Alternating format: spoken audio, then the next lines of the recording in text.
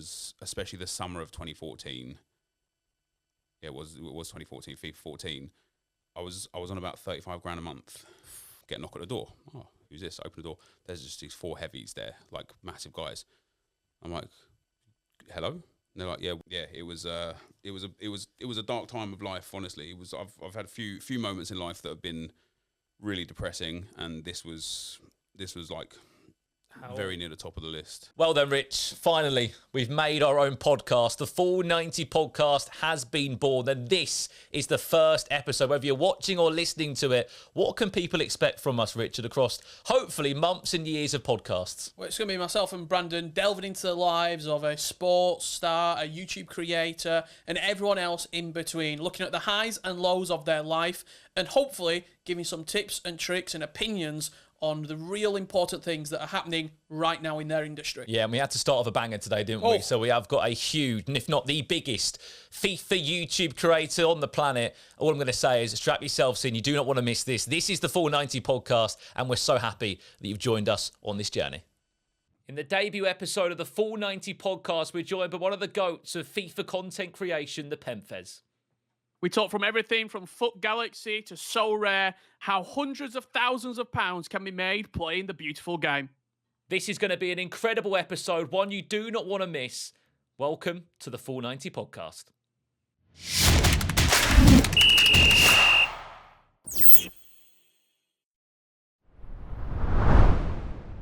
Well then, what a podcast we have today, Richard. A really special guest, an unbelievable way to kick off this new opportunity for us. Yeah, absolutely. It's been a long time coming, but we are ready to launch, and launch with a bang is what we are going to do. A YouTube legend, FIFA royalty, over 1 billion views globally, over 5 million followers, the one, the only, NepentheZ. Welcome to the Full 90. Thanks very much. How you doing? I'm well. I like the kick-off joke. That was all right, wasn't it? Yeah. Probably went under the radar a little bit, but went over my head. Yeah.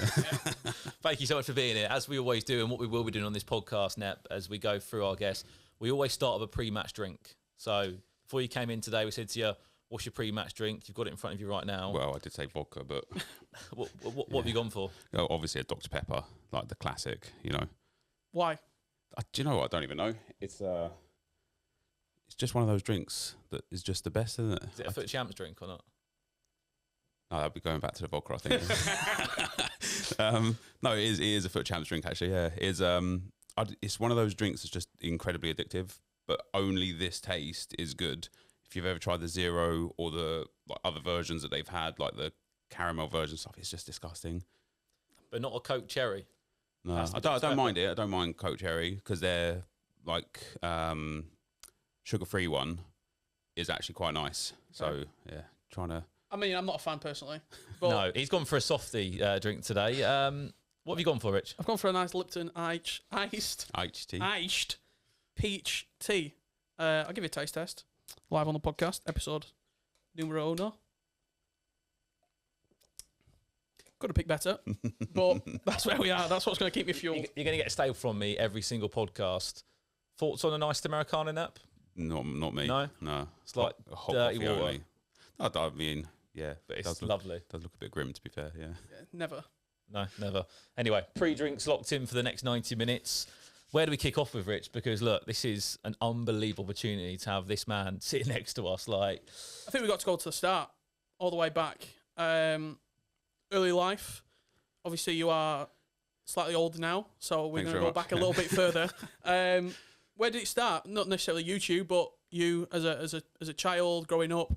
What was that like? So I grew up in New Addington in South London. It's a dive, honestly, or at least it was when I grew up there. I still believe it is. So, and it's a little bit of an underprivileged childhood. Like, my dad did well, like working in pubs and whatnot. But my parents split, like, basically when I was like 1 or 2 years old. So my dad was always working in London or running pubs, like, far away, and lived with my mum, my older sister, my younger brother, in, really small 3-bed council house, and struggling to make ends meet, really. And, like, school was pretty horrible. I was like all right at school, nothing crazy. But yeah, it wasn't. Unfortunately, it's not like a nice story. It's not like it wasn't a nice environment to grow up in. It was a lot of crime. Like where I come from is like below the poverty line.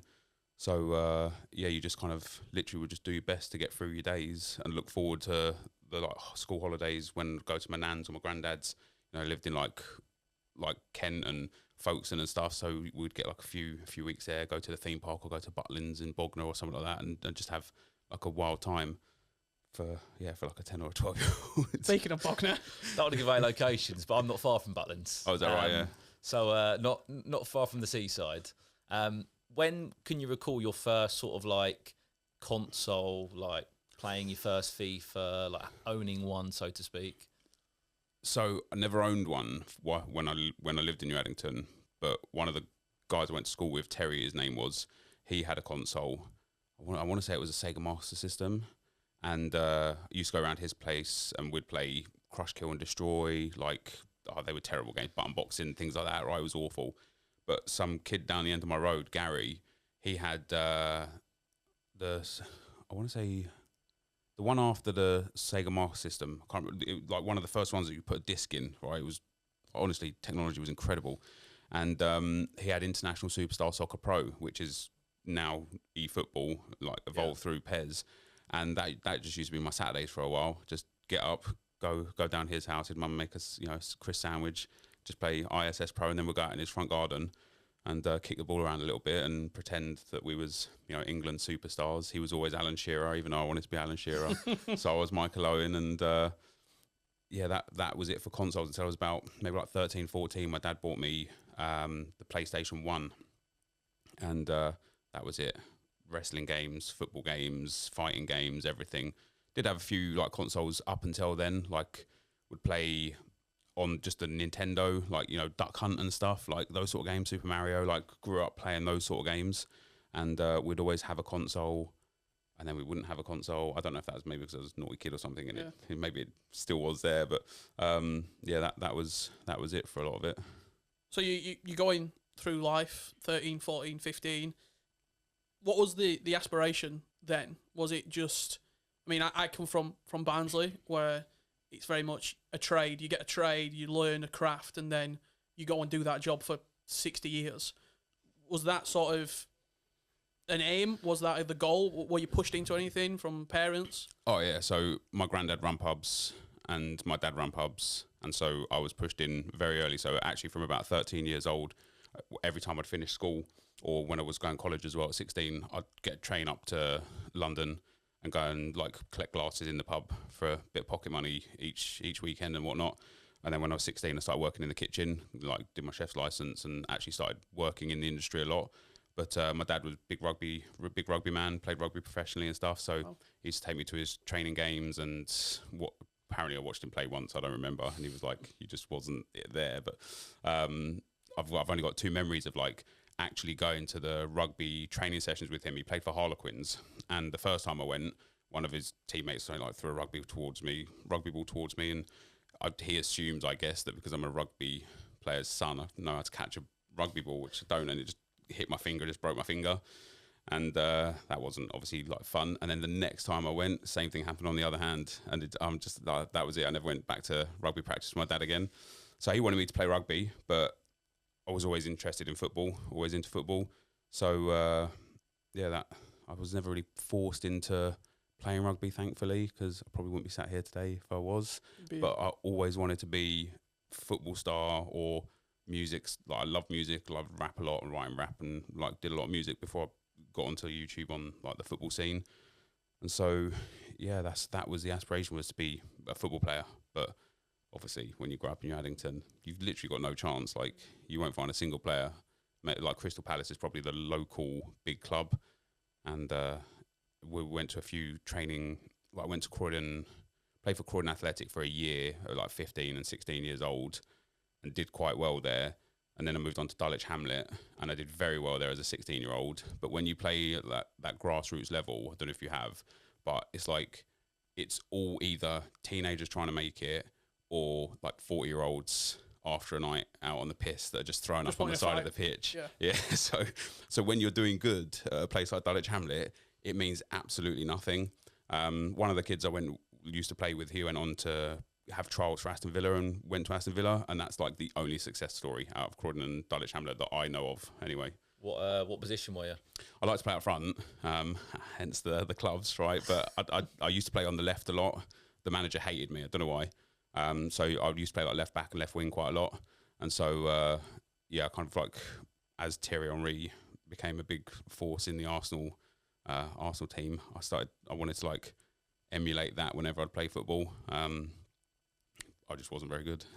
So in terms of, you said you got, was that a chef license? Did you say you got? Yeah. So was you chefing in I was, the pubs? mate, yeah. So was that your main proper job then? Well, because like you can work in the kitchen from 16. Okay. But only behind the bar from 18. So yeah, did a few like chef courses and got chef license and had some like training, like some guy came in and taught you how to like make puff pastry and stuff. And then started cooking the pub food, and it's like you do all this work. It was like 3 months of like exams online and offline, or even though online back then they sent you a CD and you put it into your computer and fill the exam in, print off your thing and send it off rather than being online. And I did all of that, got the chef license, and then it's like, right, what are we doing? It's like, right, you just get the pie out of the freezer, put it in the microwave, and that was it. Like that was what, that's how you made the food. Like the most cooking you did was like a chicken or a steak on the grill, and then the chips in a deep fat fryer and the pies in the microwave, and that was about the extent of it, really. Yeah. So you're in the pub, you're working. When did you mention music, YouTube? When were this sort of? When did you delve into it? When did this get introduced towards you? Well, so YouTube only got created in 2006, and so I was already well old at that point, right?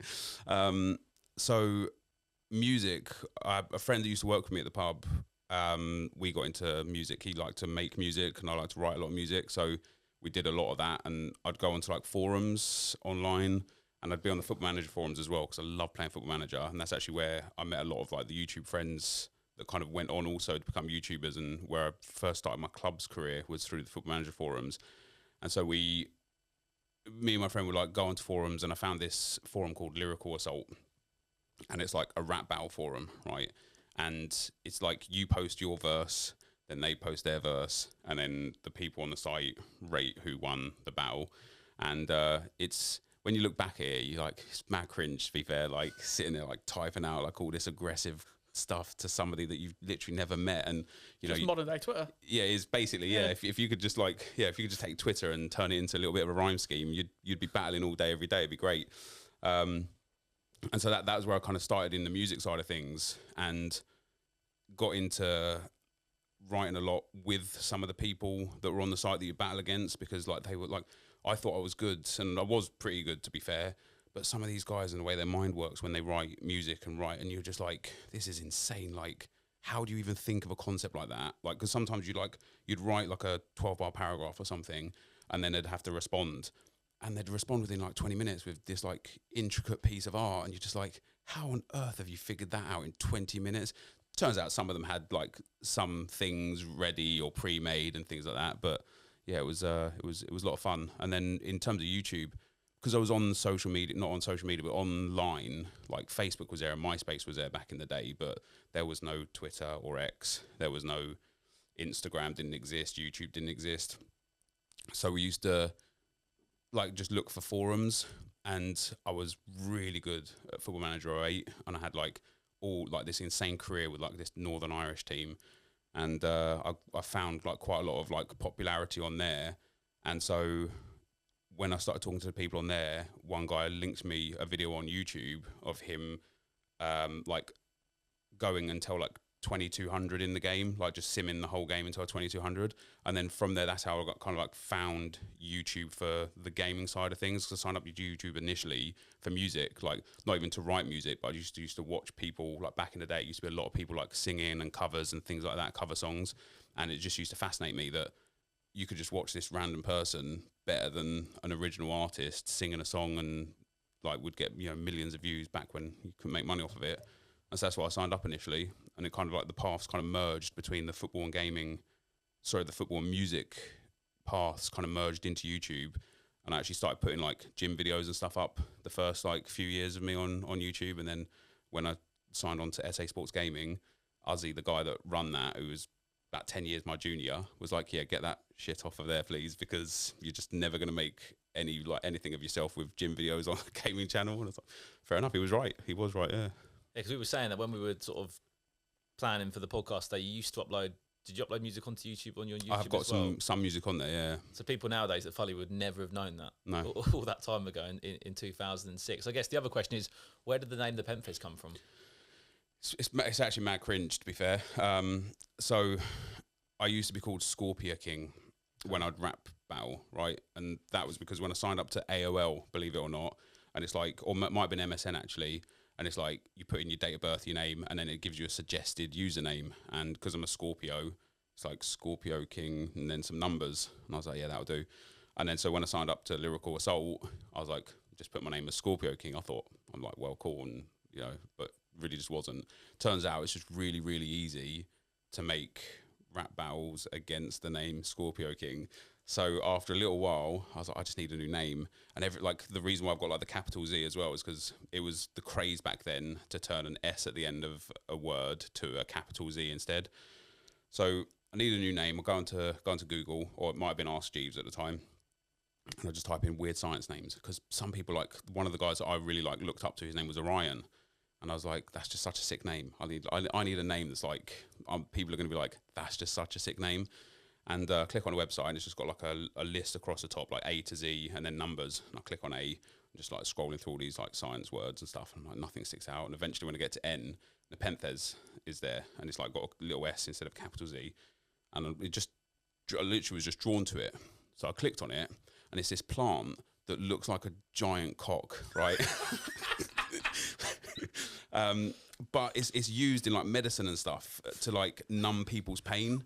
And so I thought, this is brilliant. I'll put a big Z at the end, and then I'll be numbing people with like my bars and that. And so that was it. Like that was literally it. Did you ever think of rebranding? Yeah. No, I mean, I've got a tattoo of it and stuff now. I can't, But the craziest thing is when I went to, I wanted the name on Facebook. I wanted NepentheZ on Facebook. Somebody else has taken it. This woman from South Africa that does like art and stuff. I'm like, how crazy is that? She even got the Z at the end. I'm like, she did it after me, but there's no way she knew like who I was. But I'm like, that is uncanny that two people on earth have been sad enough to choose that as a name. So why did it back in from the NepentheZ name? You were chefing for a long time. You got into music. When did you then make the decision to go from, or I should say, what job were you doing when you went, right, YouTube is what I'm going to do now, and YouTube's what I'm going to, or when did I start earning money from YouTube? So I was in the pub trade for a lot in different like facets. Like I was doing the chef stuff from like 16 to 18. Then my dad had a pub in like Bank in central London called the Arbitrager, and it was like right across the road from the old Bank of England and where they used to do the trades on the floor and stuff like that. And it was like this old man's pub, and like you'd open the door and just smoke would just come out, where we were like smoking cigarettes and cigars. And I run that for him for a year or so. And then I started actually doing the accounting, like, or helping with like the books and the, like, I say accounting, I was like opening the mail and stuff. And I was like giving the stuff that's important to somebody who could do what they needed to do, and yeah, throw the rest away. But so I spent a year kind of like doing that, learning the business in that way, because then when we got the pub in Euston, I was like fully in control of that pub. So I got kind of like the running the pub experience from the pub in Bank, and then the back of house experience from the kind of like the accounting side of the business. And then I just started running a pub for my dad. I was at Arbitrager for a fair few years. Like when you move around a lot, you don't remember, like you'd have to get, like, for me to get like a chronological timeline, I don't even know how I'd figure it out, like where I was when. But eventually we got the pub in Euston, and just started running that one for my dad. And I want to say, what are we now, 2023? I want to say 2015 was when I was making more money on YouTube than my dad could possibly pay me. But for like, it was about summer of 2015 that I gave up the pub stuff altogether. But from the January of that year, I didn't even like take wages or anything, because I wasn't really doing much at the pub. I'd go to work, I'd come in an office. Like my office in the pub was probably about a quarter of the size of this room that we're in today. But I'd have like my TV and PlayStation and Hopog capture cards set up down in the office, and I'd just sit there, have the PC stuff with the camera, so I'd watch everyone on the bar, make sure they're doing what they're doing. I'd just be sitting there playing FIFA, so it felt a bit wrong to be taking money off my dad. But for the few years before that, because that was like FIFA 15, from about FIFA 11, I was making like pretty good money selling coins through YouTube private messaging. So some guy like reached out and was like, yeah, we could sell coins. And I just, in videos, I'd just be like, if you guys want to buy coins, just message me. And the amount of people that bought coins then was wild. And it was like, it was quite like, not underhand, but it's like, you just be like, you'd ask for 1 million coins. I'd be like, yeah, send like 100 quid to this PayPal address. I didn't know who this guy was or anything really. And then he would just put the coins in their account. Like, I mean, that was probably arguably like the Wild West. It was, yeah. YouTube and FIFA. That period of time when you are involved, we're going to get onto coin selling, coin buying, and all that shortly. What was like your day to day like? Because obviously you're making YouTube videos, FIFA 11, FIFA 12, FIFA 13. You're also working in the pub. Was it a 50-50 split? Was it a 70-30? And when you are going down this path, was your dad saying, "What are you doing? Like we've got a business here. We've got, if we do well, we can buy another pub. We can get another area." Like, was there a bit of conflict? Not really. I don't think anyone understood what I was doing then. I don't think I really understood where it was, because like the only way I was really making money was from the coins. Like, you didn't really get ad revenue until some people had it in like 2013, 2014. Like Base 79 was an MTN back then that offered like £2.50 CPM, which was wild, because if you was on something like Machinima or Yoush that I was with, they didn't give you a guaranteed fixed income. And it's like, I remember getting like my first paycheck from YouTube was like 300 quid. But even then I was like, this is insane. Like, you know, it pays like half the mortgage for the month and stuff. Like, but no, I don't ever remember there being conflict with my dad about like turning into doing it. But yeah, I don't know, it just grew.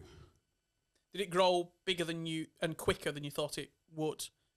Like when you started the YouTube channel making FIFA content, what was that trajectory like? Did you see it sort of picking up steam, or was it just, it's a hobby, I'm making a bit of money from it, see where it goes? Yeah, but like, I don't even know. It was like, I had an aim to get 5,000 subs when I started YouTube, and that was it.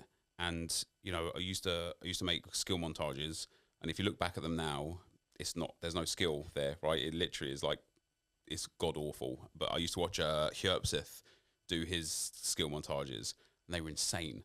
And then I'd watch Philpot and Barca Boy do their content as well, and their content was brilliant. And Sam 5000's Road to Glory was brilliant. And I'm like, yeah, I want to do that. I think I can do that.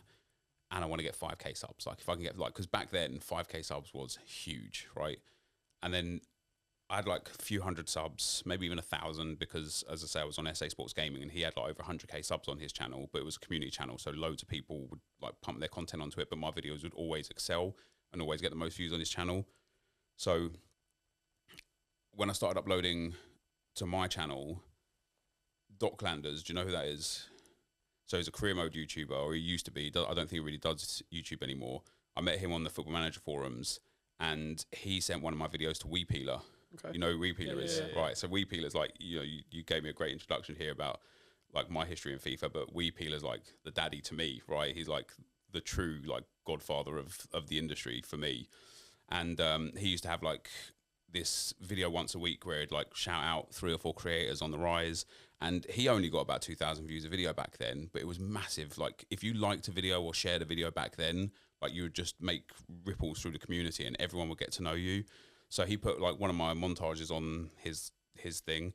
I got like 300-400 subs in a very short space of time, and I was like, this is mad. So I kept doing a few bits and kept posting, and then JJ started making content, and I played a clubs game with Skills, and I don't know how I got into contact with Calfreezy for the first time, but they were the first sort of few people that I started talking to.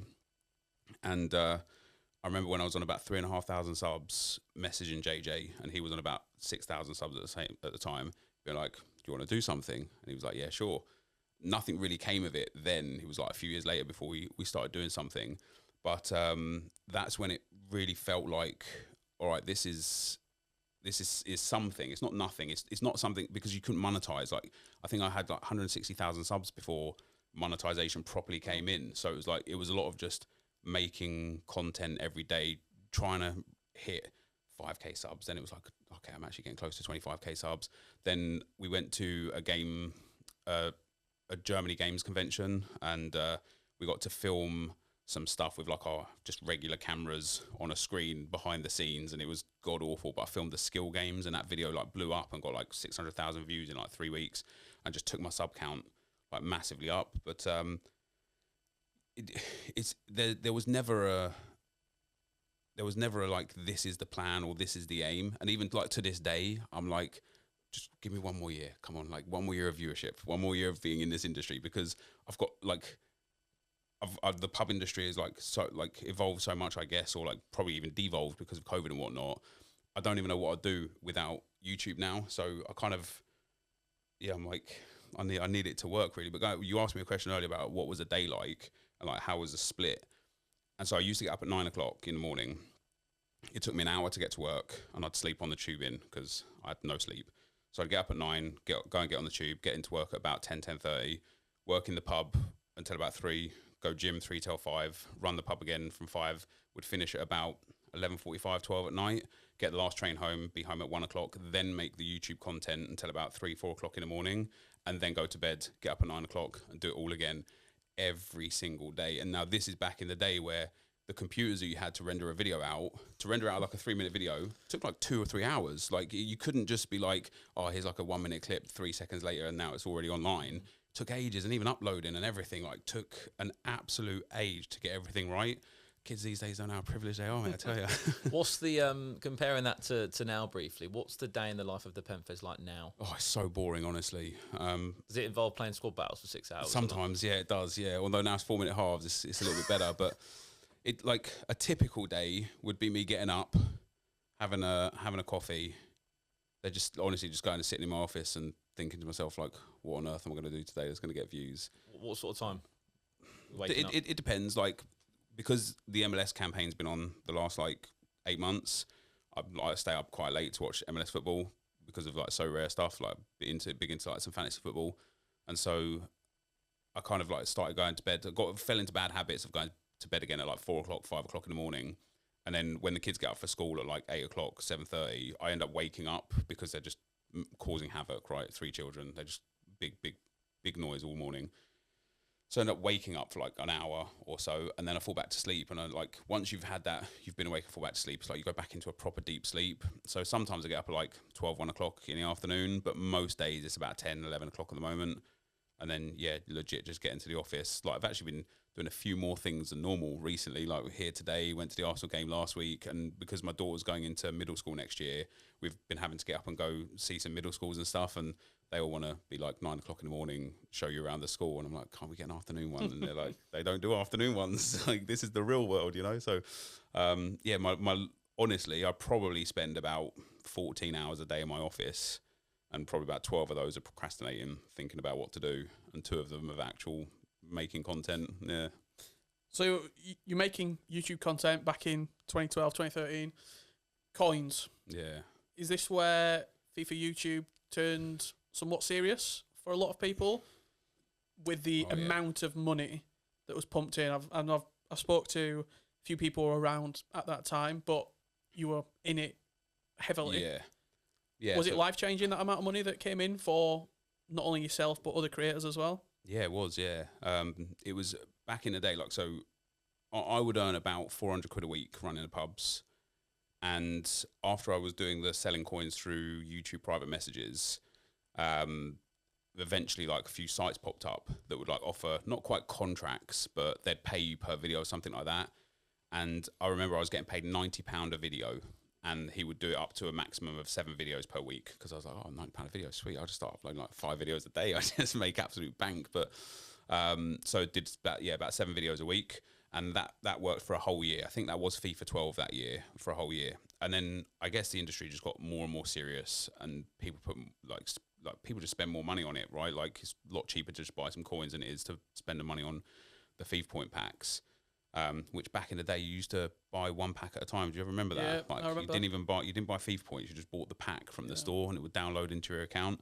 But yeah, so it was about 90 quid a video in FIFA 12, and then we got put on, or at least I got put onto like a contract. So I think my first contract was about like $3 grand a month or $4 grand a month, and like you just had set like targets and stuff, and nobody ever complained. Like I never ever got one like, okay, I need a bit more from you because this just isn't going so well. Like we need to drive the business. And then I think 2014 was probably my biggest coin year. It was especially the summer of 2014. Yeah, it was 2014, FIFA 14.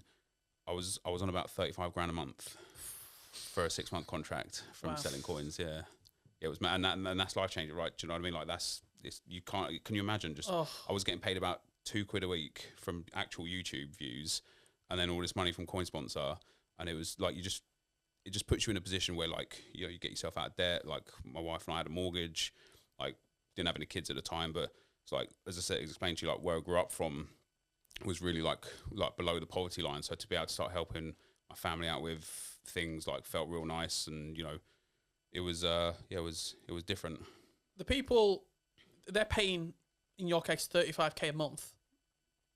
The people who are actually doing the coin manipulation, surely to this day, there's like 14, 15-year-olds at the time who are now 25 who are genuine millionaires. Oh, 100%. From the amount of like, because it weren't just you, like you were probably towards the top end, but I imagine at that time, Rutshaw, KSI would have been on even more. Oh, like, can you imagine? Yeah. And they're willing to pay that monthly, so they must have been turning over what, 250, 300k. So when I did go to court for the FUT Galaxy stuff, my business partner owned one of the coin sites, and I got to see the financials for that because it all came out for the Gambling Commission in court.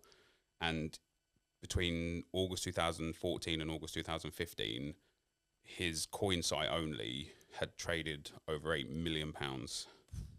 And I sat there and I think to myself, like, I'm getting paid 35 grand. This is sick. It probably wasn't. I was probably getting like underpaid massively for what I was actually generating for the coin site. Yeah. Wow.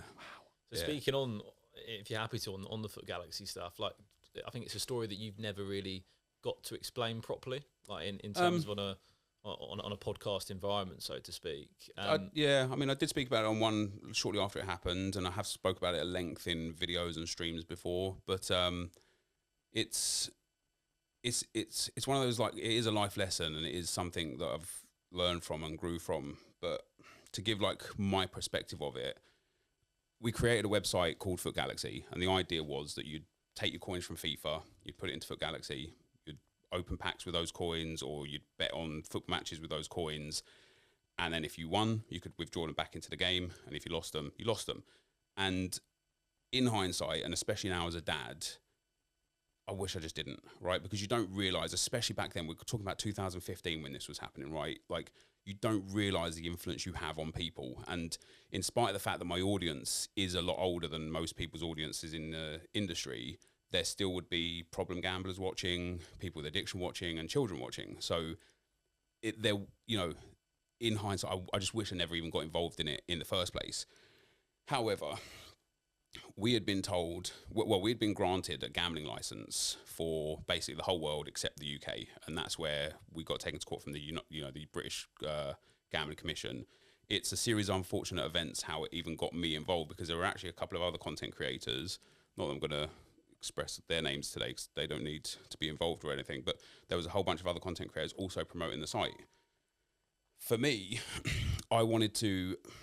I really like the idea of like a website going somewhere, and I've always wanted to create like a FIFA hub, hence the Discord names and stuff of the hubs and whatnot. And when I look at sites like FUTBin or FUTGG, I've always wanted something like this. And for me, like FUT Galaxy was going to be that, like the galaxy of FUT, everything encompassing, right? Not just buying and selling coins or betting with your coins, but everything encompassing. So I was like paranoid that this would blow up off of like my promotion and the other guys' promotions, and he would just be like, sorry, who are you? Do you know what I mean? Because I didn't have my name to anything. So I asked to be put on the directors list of the company so that I had some protection if it got big. The day before I got put onto the directors list is when the Gambling Commission started inquiring about the site and how it works. And to jump forward a little bit though, it's like, when I got taken to court, I sit down and think, why on earth would the Gambling Commission start looking into FUT Galaxy and then I asked to be put on the directors list? Like, what a stupid thing to do, right? Like, and it kind of like lends to the fact that I didn't know that the Gambling Commission had sent letters because they all got sent to his house, all the letters. And there was like cease and desist letters, and they would say, if you don't stop this website, we will prosecute. And I didn't have the privilege to know about those letters. So if I had, like, FUT Galaxy overall made about 80,000 profit in the year that it was running, and 80,000 gross turnover. Okay. So after expenses, because they still had to buy the coins and things like that, and then paying the promoters and stuff, I think I made somewhere around like £20,000 or something in a year from it. Given how much my coin sponsor was and how much I was making from YouTube at that time, I would just never jeopardize my career for 20 grand a year from FUT Galaxy. And so if I'd have seen those letters, it would have been a very quick, like, okay, I'm not promoting this until we get the actual UK gambling license, like, checked off and covered. And that never, he had a call with a solicitor that said it's not gambling because coins aren't money's worth. And that was what the Gambling Commission and ourselves argued in court was, are virtual coins in FIFA money's worth? Because if they're not, it can't be gambling because you can't gamble with a virtual currency. And if they are, then it will rewrite like the whole kind of like industry in that regard, which it has done. And so that was what effectively the Gambling Commission were trying to lobby in court, that these coins had value. Now, the only reason why the judge sided with the Gambling Commission, not the only reason, but maybe one of the reasons why, was because of the coin shop, the FUT shop. Because you could effectively make your coins on FIFA, send them to the site, gamble them, make some more coins, then sell them to the FUT shop for real life currency. For real life currency, that was a connect. So if the FUT shop just wasn't part of game goal trading, they wouldn't have been deemed as money's worth. And the reason why EA aren't falling under the same like laws, which is debatable whether they should or not, is because they do not intend to sell the coins. It's all done on a black market. So although for EA they're not money's worth, in this context they were, and that's why we needed the gambling license that we didn't have to operate in the UK. The entire judicial system, how long did that take from sort of the start to the judge saying? So it was February the something 2015 that I got a knock on the door, and it was like 7 o'clock in the morning, and I was still awake because again I used to go to bed super late. My daughter was about a month old, and get a knock at the door. Oh, who's this? Open the door. There's just these 4 heavies there, like massive guys. I'm like, hello? And they're like, yeah, we're like Gambling Commission. Can we come in? I was like, yeah, come in. Like what? Like genuinely had no idea what was going on, and so they came in and they were like, yeah, talk to us about FUT Galaxy. So I explained it to them, showed them my computer, showed them all of the things I had access to, because I'm like, I've got nothing to hide because I haven't done anything wrong here. Like, I was genuinely under the assumption, again, morally, I had done something wrong, right? Morally, again, I regret not kind of like paying attention to who I was influencing more. But legally, I did not believe for 1 minute that I was doing anything wrong. And so I welcomed them in. They took away my laptops. I asked them before we went, I was like, oh crap, I'm going to need to log back into YouTube and I need 2-step. Can I literally just open my laptop to verify 2-step onto a new device? No. It took me about 3 days to just get back into YouTube, which, you know, when you're a YouTuber and you're locked out of your own YouTube, it is a nightmare. But they took like laptops, phones, iPads, my actual proper PC and everything. And I'm like, take it, because I've got nothing to hide. So that was February 2015. I went to court. I think it was February 2017. I think it was like 2 full years later that I eventually went to court. And so for a lot of people, like, you know, still get like grief for it online and stuff, and whatever, online's online. But a lot of people think it's a lot more recent. It actually is. Like, as I say, this, like, actually FUT Galaxy was active in 2014, so we're nearly 10 years since it happened. And then because it took so long and cost so much money to go through the court process, it was a dark time of life. Honestly, I've had a few moments in life that have been really depressing, and this was like very near the top of the list. How hard was it trying to be a YouTuber whilst living through all of that, you know, trying to be something on camera when you've got so much else going on behind the scenes? Yes, it's impossible. I mean, I don't even remember it. Yeah. It was like, it was such a dark cloud that I can't remember who I was during that time. Like you do put on a brave face, right? You put on a front, and it's really easy when it's just you in a room with a camera to pretend to be happy. Like you probably see it with a lot of content creators that you think are all laughs and smiles, and then you get some like bad news from them, or you know they're burnt out and have to take like time away. It became easy. It became easy. Actually, I was talking about this on stream just last week. How like somebody was like, "Oh, it's really good that you've just been yourself like this whole time, like throughout your whole career." And I'm like, "Do you know what? Like, I just haven't. Like, it's actually one of my biggest regrets is like I've tried to pander to what people want instead of staying to myself, like staying true to myself. And whether or not that's made my career longer or maybe even hurt what I would get for views if I wasn't. But yes, I don't even remember. I don't remember.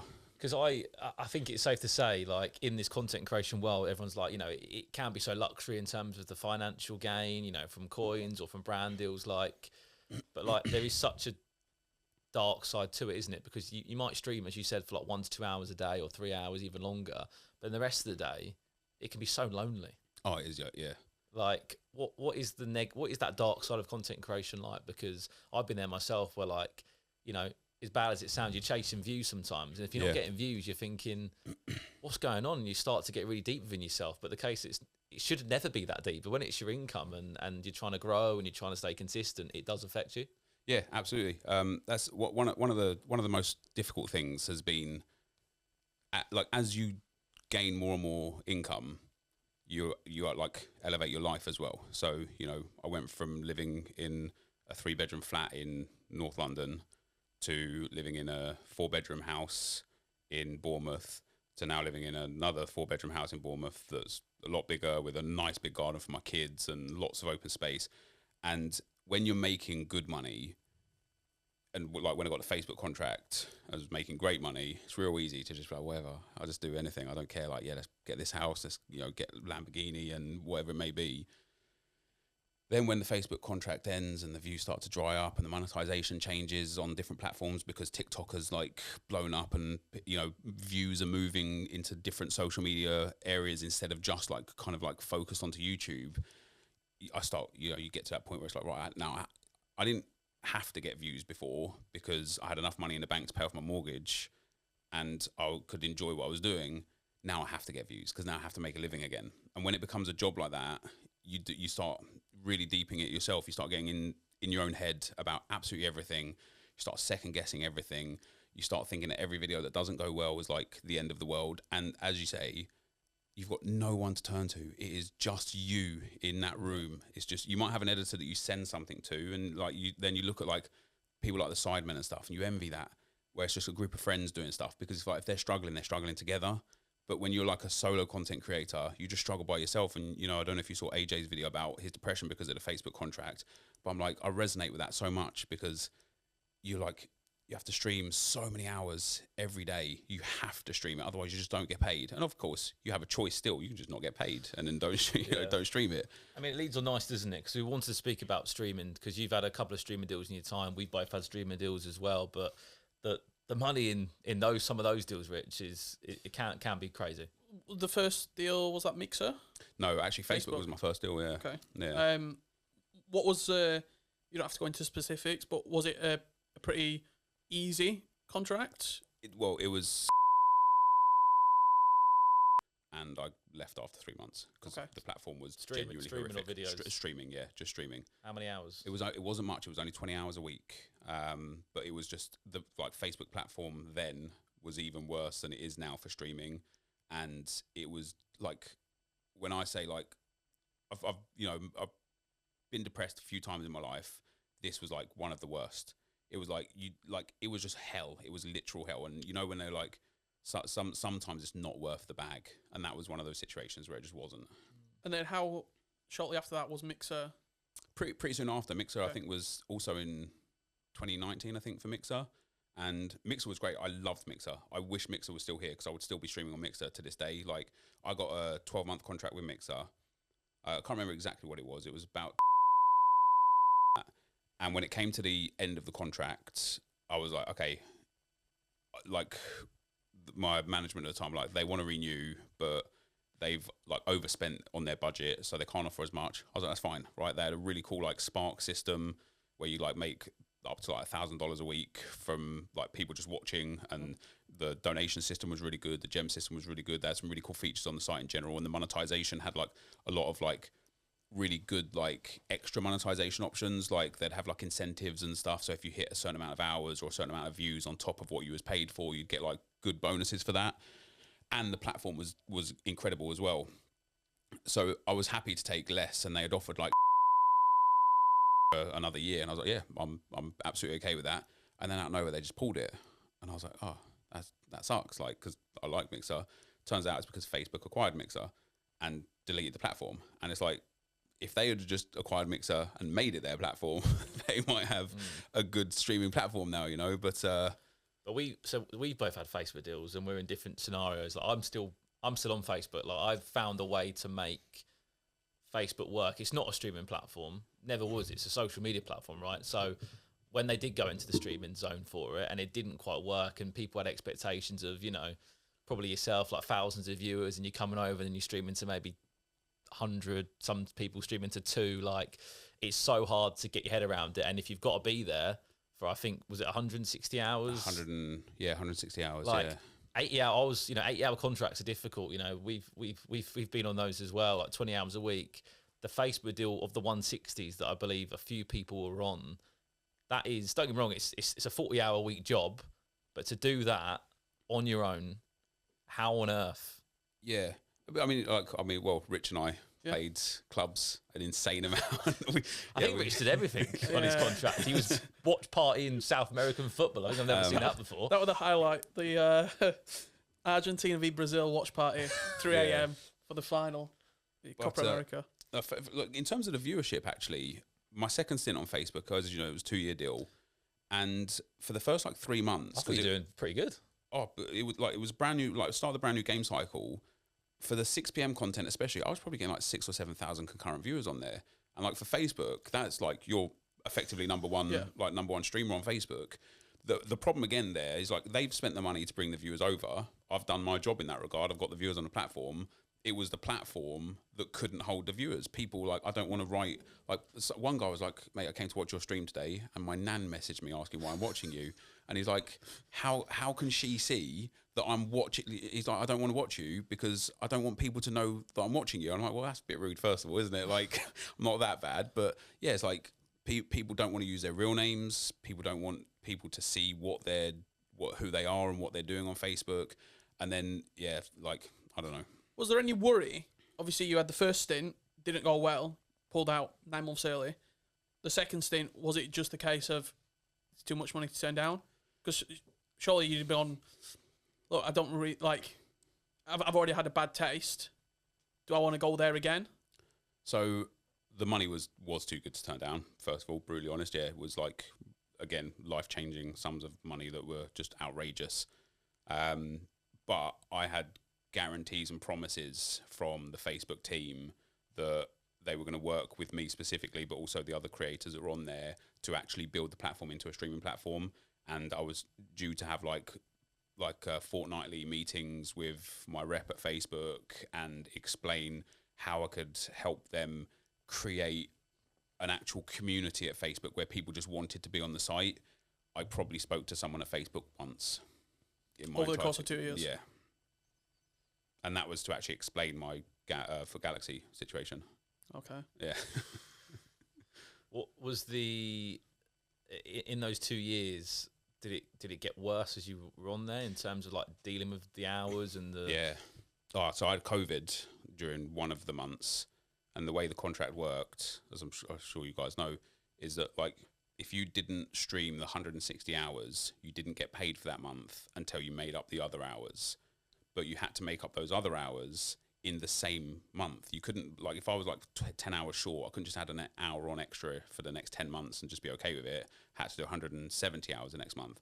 So the time I had COVID, I had to take like 3-4 days off, and I ended up with like about 4 days to go, 40 hours short.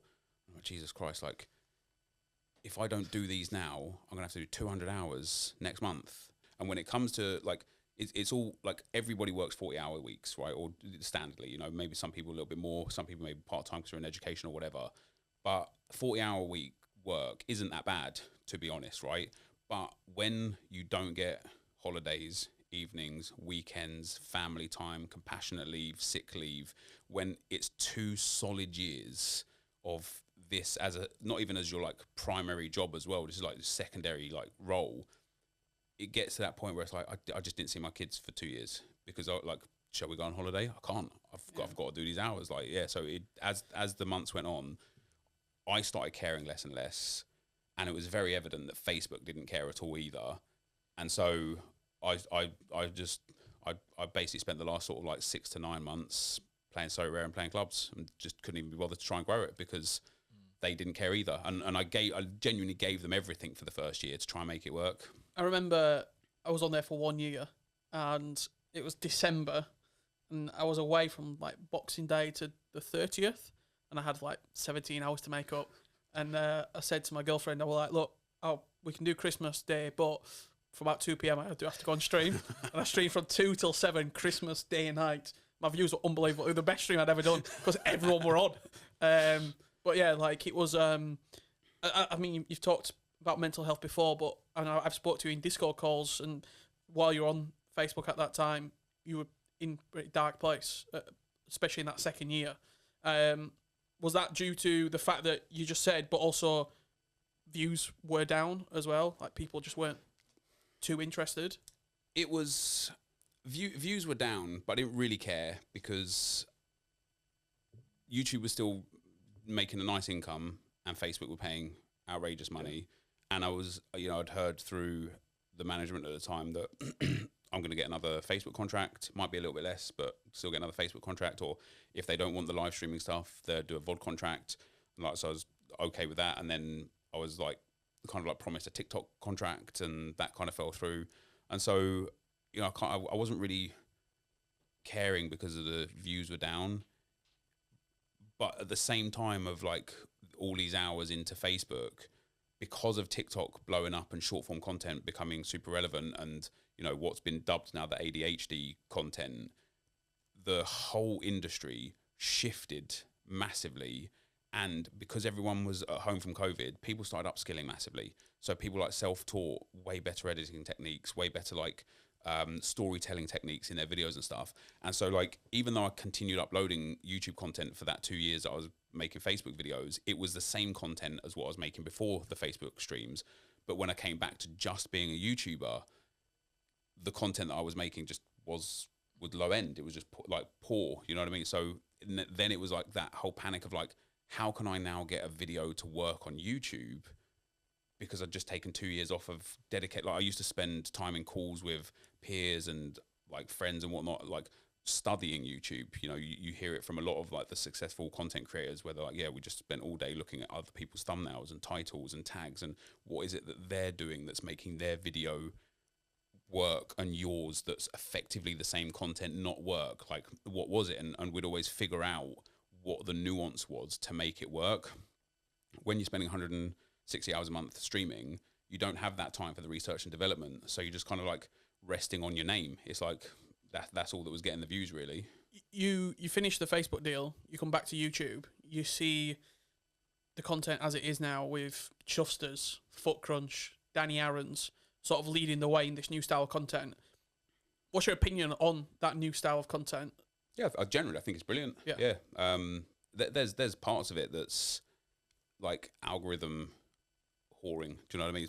But like some of the content is copy paste, just with a different player.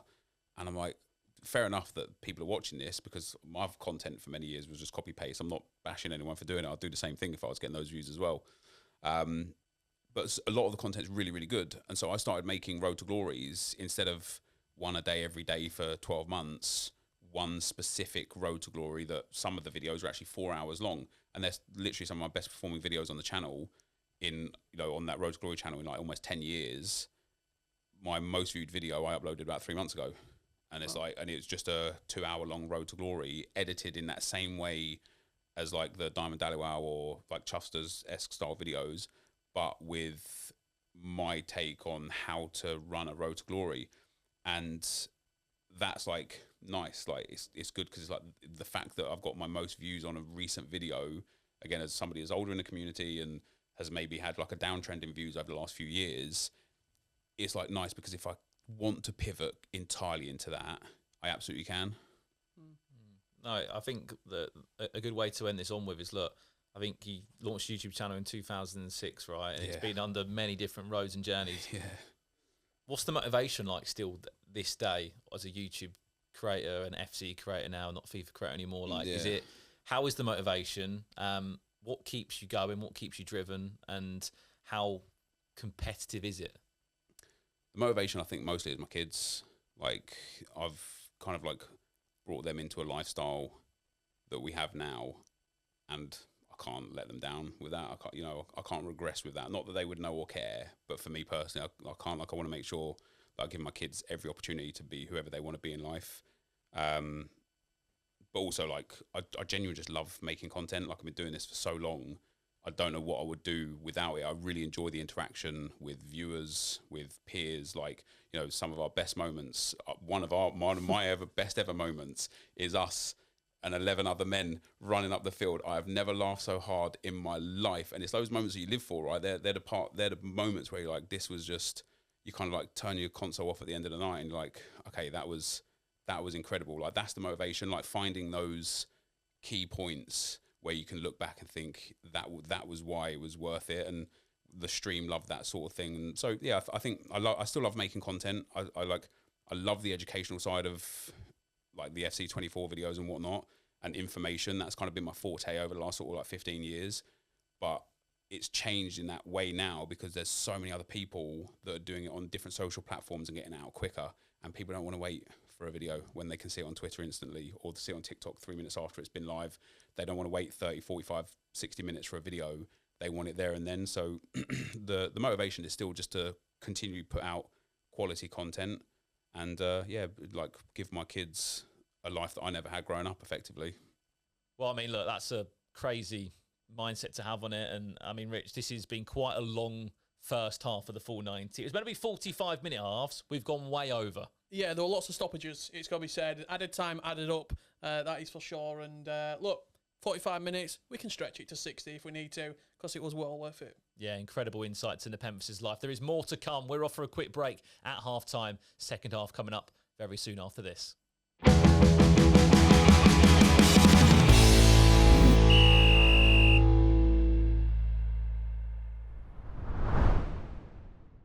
So it's time for the full 90 halftime quiz where we ask our guests in the hot seat questions about their life, their interests and their hobbies for 90 seconds to see how many they can get right. And today, NepentheZ is in the hot seat. How are you feeling coming to this one? You got any expectations? How many maybe? None. I expect I get nothing right.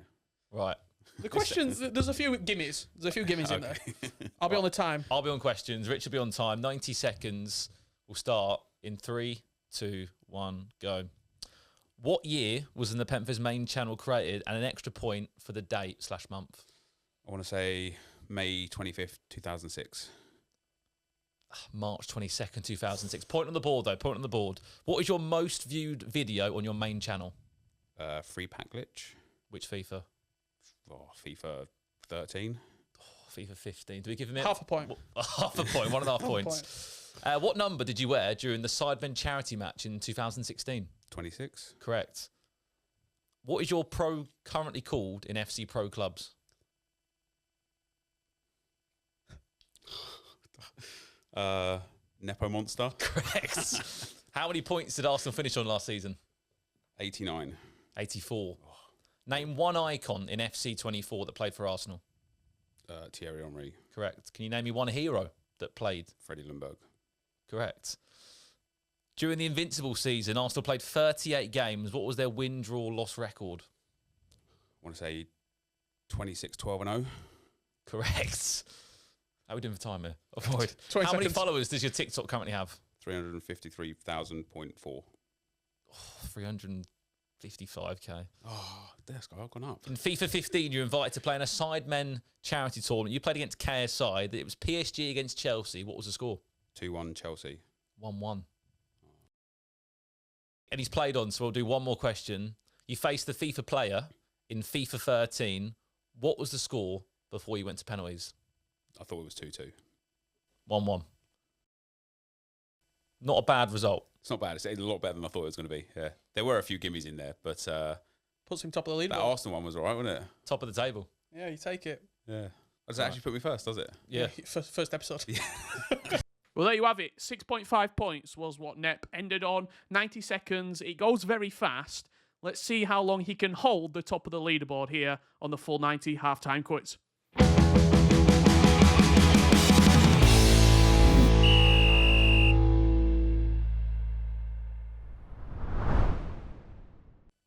Well, it's time to kick off the second half of the full 90 podcast. At least 45 minutes more of NepentheZ story to come. However, pre-match drinks have been done, Richard. I think it's time for a half-time snack. This will be a tradition on the full 90 podcast. If it's anything like the first half, I need something to keep me going. Well, you're in luck, Richard, because producer Dave has been busy. NepentheZ, I know you've asked for a snack of choice. Producer Dave's going to throw it over now, I believe. You can throw in. What have you gone for? We've got some paprika Walker's Max Crisps. See, they're interesting because if you're someone that wants to maximise value in a meal deal, Super. Yeah. they're the crisps to go for. Rich, what have you gone for? There's a bit of an orange theme. I've gone for an orange twirl as it comes in. Just like Dave. Rounder's not your specialist subject, but there you have it. Orange twirl. Either during the podcast or it's a half-time snack, but maybe I'll leave it for This after. is my go-to chocolate bar, but would anyone say it's a chocolate bar? Reese's peanut butter cups? It's not a chocolate bar, is it? That's poor form. You a fan, Nep, or not? No. No, No? terrible. Don't like peanut butter at all? Do you know, I don't mind crunchy peanut butter. Rich? No, get it away from me. Right, we'll save that Terrible. for another time. First half spoke a lot about getting into content creation, streaming deals, coin sponsors. This half of the podcast, we want to speak more about a lot more in the present day, and I think we got to kick it off with EAFC first and foremost. Yeah. Brand new game, name change. I mean, it's there if you want to play it now. What have you made of, I guess, a month and a bit now into this new game, and has it been enjoyable for you content wise? What's your honest opinion been on everything to do with the game? I don't want to be like a pessimist or a downer or whatever, but the game's awful. It's genuinely awful. It's an unfinished product that if like as a AAA company, there should just be more like checks and balances for them being allowed to release what is quite literally an unfinished product. They're just insane amount of bugs in terms of the gameplay. It's not bad. There's a few issues that could be very easily ironed out with a patch. It's certainly faster than it was last year. A lot more pace. And what I do like about it this year is the playstyles and the playstyle pluses do give players like an actual unique identity. Like back in even just FIFA 23, you could have two strikers with effectively the same stats, and you might as well just pick blindly one of them because they just play the same. But now the playstyles can make them play massively different in spite of having the same actual like in-game stats, which is really fun. It allows for a little bit more creative squad building. Thoughts on NepentheZ, not Richard Buckley, Brandon Smith. Yeah. I like playstyles a lot. My only criticism in regards to playstyles, I don't think we need a playstyle plus. I think just the playstyles in general would have sufficed, because it's the playstyle plus that when I've watched pro gameplay, when I've played the game a lot myself, they're the things that sort of tip it over and make it a little bit weird in places. Like I'm seeing Son score finesse shots because he's got a finesse shot plus from 40 yards.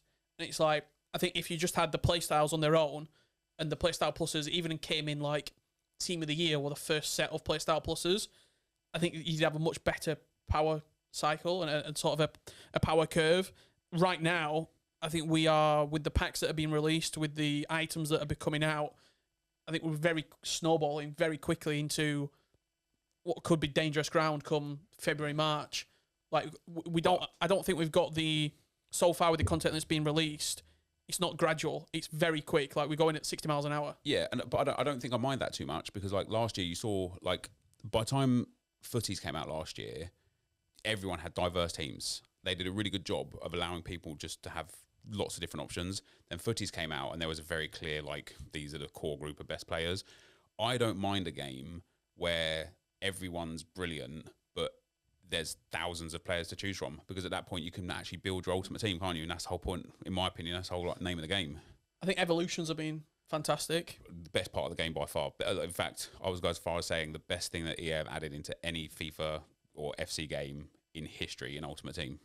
Still a lot to work on with them. They're not perfect, but they are the best thing. I've played over 200 games with Kai Havertz. Yeah. Which you'd have never done.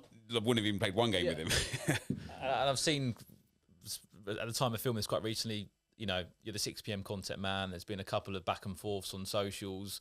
I mean, look, 6 p.m. content in, I think, a few people's eyes hasn't lived up to it right now. Yeah. What do you make of 6 p.m. content as a whole? Like this world that EA, I guess, have made in the last couple of years where 6 p.m. everyone's there. FOMO, isn't it? Everyone's like desperate to get on it. And then when it doesn't hit, it's like the world ends in some ways.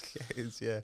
I mean, it is perpetuated a little bit by content creators, though, isn't it? Because, like myself, if something comes out and I'm all like, this just isn't good enough. Again, like going into that whole influence side of things, right? If I tell 50,000 people this is terrible, some of them will have their own opinions and disagree with me, but a lot of them are like, yeah, this is terrible, and then it just spreads like that vibe, right? So like some of the content, so. I can't remember who it was. It was Zaro before he left EA. He was talking to me about something, and he was like, you know, not everything is for me. And I was like, yeah, that's fair enough. There's a lot of people that play this game, and when something comes out that I'm like, this is awful, maybe it's just not for me. Like maybe it's for like other people. But I think where they've kind of got it wrong this year specifically, especially with the 6 p.m. content, is there's no grindability. Like there's no reason to play the game other than playing the game. And, you know, I had a bit of a back and forth with AJ on Twitter the other day about this side of things, but EA have cultivated the kind of like you play for packs and rewards and coins and you do get that FOMO of like you want everything. So for them to now be like, playing the game should be enough, it's like, it's not really good enough. I just want to add on to that, like from the outside, what sort of Ultimate Team player are you? Are you a point heavy player? Do you drop points? Are you a grinder? Because from the outside in, you would, if you didn't watch you, I'm saying the Panthers, like you would look and go, right, surely he's dropping FC points on the game, and surely he's going big. But on the other side, you do road to glories, draft to glories, and you're happy to sit there and play squad battles. Yeah. So this year I've probably put in 24,000 FIFA points. That's it. Like I don't really spend much on it, just on the content account. Like if something comes out and I need to complete it for the video, and I haven't got enough coins or players in the club already, I'll throw some FIFA points on just to get what I need to complete it. Otherwise, I just won't. I'm definitely the sort of person that likes the build-up of the team. I like to start from the beginning and work on something and get to a point where I'm like, look at what I've done with this account. And that used to be the allure of the Road to Glories, is like people would join maybe 2-3 months in and be like, oh, look at this pay-to-win account. And it's like, I've literally not spent a penny on the game. I've wasted my life. Yes, haven't spent a penny. And the way the game is now, as you're saying, Rich, right, you can get everything so quickly now that there is no more Road to Glory. There's no more grind. It's like you can just get this like gold team, cost about 250k, super overpowered, super meta with all the correct playstyles and playstyle pluses, and then you play the same generic cutback byline, tap in or finesse shot or Travella from 40 yards, and there's just people are playing like that because they just want the rewards. They don't actually care about playing football. What the hilarious part of it is, you play for the rewards. You get your rank 1, your rank 2, and then nothing sells anywhere on the market. Yeah, so you discard it all. Yeah, you can't sell anything because nothing's got value. But as you were saying for the actual gameplay there, and we've talked about it, you mentioned it a couple of times, pro clubs. That's where I play a lot of my games this year on FC. I think I'm probably 220, 230 games in on clubs. I'm maybe 60 on Ultimate Team. That's where we first chatted. Yep. We've played a lot of clubs now over the last few years. What is it about pro clubs as a game mode that incites you and gets you involved? It's the reason why I played Fortnite for so long, especially when I didn't like it at the start.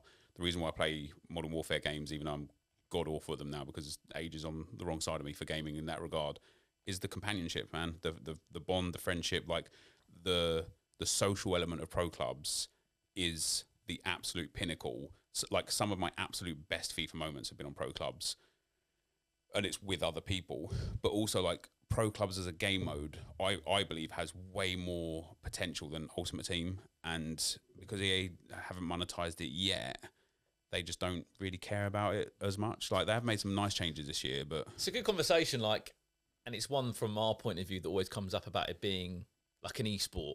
For me personally, it'll be a ridiculously hard one to run, in my opinion. 11 players to travel. How many teams are going to compete in this tournament? Are we splitting a prize pot between 11 players as well? Like, yeah, I'm not saying it has to be an esport, but it could be a very entertaining one. But is there a world where maybe FIFA Esports or FC Esports has maybe a pro clubs tournament in the season? It might not mean much, but it'd just be more of you could have content creators, pro players. Imagine NepentheZ and Tex as the two centre backs in the team. We'd lose every day. There's an angle to it. Do you know what I mean? So I'm going back to the first EA event I was actually invited to, FIFA 12. We was testing FIFA 13, and there was me, Maris Yerpseth, can't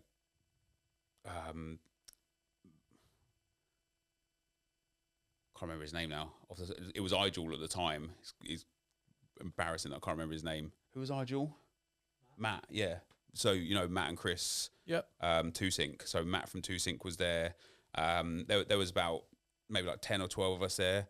And we was at like Pizza Express afterwards. And I'm just sitting there chatting to Maris Yerpseth about like my idea of clubs and what it could be. And to kind of cut what was then a long story short is imagine like an actual transfer list and a transfer market. And you know how you have got VPG and it kind of has that. But imagine like a sanctioned EA like place where you go and you put yourself on like a free market and somebody comes and picks you up and you have to attend like clubs training games and then you play in like an actual tournament but on the game. It's got its league system now as it is. But if you could imagine like you're playing against some team and like one player's like mad stand out and then you'd be like, we want him, let's go and find out about him. And you have to buy them with like whatever your currency is in pro clubs and make a proper footballing system through pro clubs. I think that would bang. But because even in pro clubs, it's two, 7'1" strikers and then 4 5'5" midgets with whip cross on, it's like it loses the football disappears and the video game comes in. Yeah, I mean, we've played a lot of 11v11 pro clubs, and to play it is amazing. But when you were streaming that at the time, people just don't want to watch. Yeah, it's boring, isn't it? We commentated on it once, 11v11 pro clubs, and it was difficult. Like, everyone's moving, like, it's just, everyone's charging, aren't they, at the goal, and it goes back the other way as well. But, like, there is entertainment there, I agree, in some way. Pivoting on esports, FIFA esports back in the day, it's actually a funny story because this golden microphone here behind us, we won, me and Brandon. Congratulations, well done. In 2017, and our reward was getting to commentate one game in Berlin. Just to interrupt you a little bit there, Spencer and I were going to commentate for that and like try and be like a the duo. It didn't end up like this happening, but you're welcome. Well, the story joking. We would probably lost. We went to Berlin. We commentated this one game, and we got told leave your phones backstage with EA. You need to be. This is a big opportunity. Lock yourself in. Get in the zone. And I went back to my phone. I don't even think I had a Twitter account, to be honest. No. And we had a tweet from NepentheZ that said something along the lines of these new guys actually know what they're talking about. You should give them more opportunity. Where's the tweet in 2023? I want a tweet coming through. Have you been phased out by FIFA Esports? I know you used to watch quite a lot of events back in the day. Now, just not interest of you? Just we'll go back to that in a moment. Just talking of shout out. So I still owe you a shout out, don't I? So we did something, I can't remember what it was for, many years ago. And we was taking like free kicks, like a proper full-size goal and stuff. I said to him, I had about 1 million subs at the time. I was like, if you pop this free kick top bins, I'll just give you a shout out. And he did. This is, just for anyone who's interested, this is Tobias off camera. So esports, it's just boring. Again, the reason why it's boring is because they don't play football, and we play FC24 because we love football. But once you get to any level of competition in FC24, whether that's your rivals division, your champs wins, pro clubs level, or actually playing as a profession, you can't play football. You have to play the video game. And nobody EA have done a good job, I hope, this year of banning 3-back and 5-back formations. But it just means that the meta is going to be concentrated now to 4-back formations. And you are going to effectively see carbon copy like gameplay from every single pro, and the differential will be like who can hold their nerve better and who can actually take that chance better. And that's, for me personally, it's just not entertaining. And so I stopped watching it a few years ago. I watch it for the commentary. So. Thank you. Who would you say? Okay, if you might not have an answer for this, but who would be your most entertaining player that you say you've watched, pro player? Probably was Tex in that year that he kind of broke out, because he was doing skills and tricks and like he was different, and it was like that was enjoyable. That created a big wave, and that actually gave esports for FC24 or FIFA at the time a big social push. Like people were, okay, I want to see this guy, and people started getting behind him, and they had an opportunity there, in my opinion, to like push that narrative of actual characters within esports. And it's not, again, for me personally anyway, maybe it is there and I'm just not like savvy to it, but I couldn't even tell you the top 10 pros in the game right now. But yeah, Tex was good. And then when Skills was in one of the events, they had like, I think they had like 70,000 live viewers on Twitch the time that he was in, and they weren't getting anywhere near that before he was in. And that for me was like one of those mad ones, because he lost to a guy that was using Team of the Year Messi, and nobody used Messi in that game cycle. And all of a sudden, Team of the Year Messi goes extinct, because everyone's like, this guy's doing mad things with Team of the Year Messi. And so everyone started putting Messi into their team. Yeah, it's. I think it's just very interesting. I know over the last sort of 12 to 24 months, have made more of a committed sort of incentive to let the players have more personality and speak out a little bit more against each other. But the reason that Call of Duty is a success is because of, when you look at the people who were pioneering it, Nadeshot, Scum, Aches, Crimsix, and these people who were just going at each other all the time. Or you had sort of these creators in Nadeshot who was a pro but then just blew up, and he's the biggest creator now who's in the esport game. I think Tex probably is the only pro who is also creating real good content. The hashtag house recently was announced. I think that's going to do. Back, I think that's going to do unbelievable. Yeah. To be honest, I think it's got the potential to really, if they are engaged within the esport, bring eyes and viewers and people who just care. Like I think that was the thing that you just said. Then, like, you can watch the gameplay, but if you're not invested in those people, what's the reason to watch? Like, I'm not watching. No offense, Burnley versus Aston Villa on a Sunday afternoon. But if it's Barnsley, I'm there. I'm watching. Absolutely. Similar to you, you're probably not watching a team if it's not Arsenal, because that's your club that you care about. I probably would, though, because of fantasy football. But yeah.